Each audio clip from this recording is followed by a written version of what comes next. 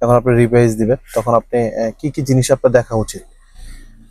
তার মধ্যে এক নাম্বার হচ্ছে সর্বপ্রথম আপনি রিভাইজ দেওয়ার ক্ষেত্রে এই যে গ্লাসটা থাকবে, এই গ্লাসটা হচ্ছে রিভাইজ দেওয়ার জন্য অনেক, রিভাইজ গাড়ি নেওয়ার জন্য এই গ্লাসটা অনেক উপকার। এটাতে আপনি খেয়াল করুন পিচ বরাবর, আপনার পিছন বরাবর কোনো গাড়ি আছে কিনা। ঠিক আছে, এক নাম্বার হচ্ছে এটা। 2 নম্বর হচ্ছে আপনার এই পাশে বাম পাশে লুকিং গ্লাসটা দেখবেন, এই বাম পাশে।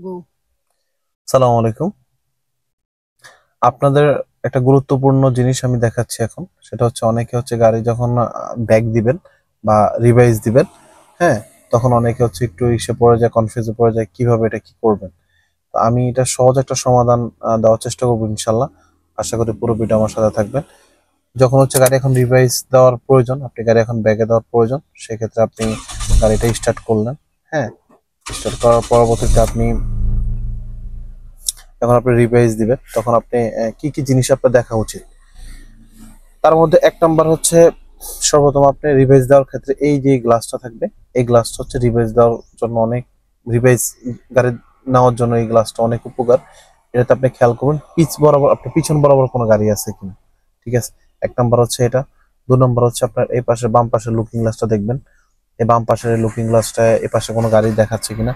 তার পরবর্তীতে 3 নাম্বার হচ্ছে আপনার এই পাশের ডান পাশের লুকিং গ্লাসটা দেখবেন, এই ডান পাশের লুকিং গ্লাসটা ডান পাশে কোনো গাড়ি আছে কিনা।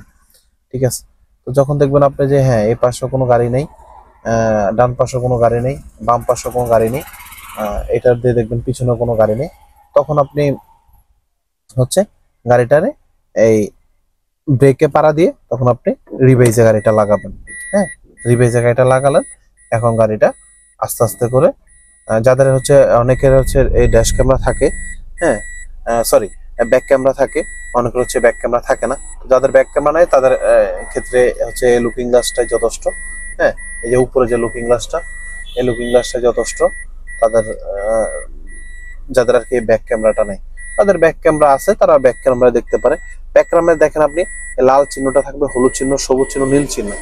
লাল চিহ্নটার অর্থ হচ্ছে আপনি সরি, এই লাল চিহ্নটার অর্থ হচ্ছে আপনি মানে এটা হচ্ছে বিপদ সীমা, এটার এদিকে আর গাড়িটা নিবে না, তাহলে পিছনে লেগে যাবে।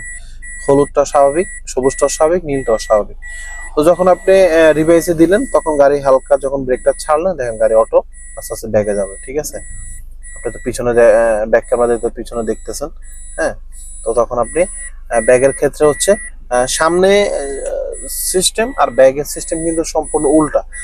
আপনি যখন গাড়ির সামনে দিবেন, হ্যাঁ, তখন আপনি স্টিয়ারিং একভাবে কাটবেন।